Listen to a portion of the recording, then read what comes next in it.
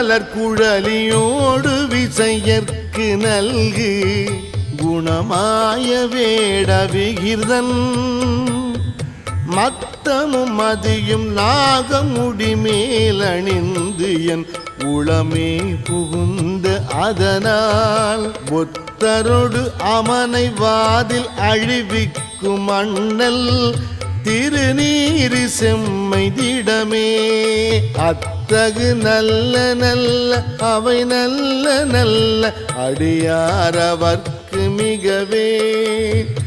அடியாரவர்க்கு மிகவே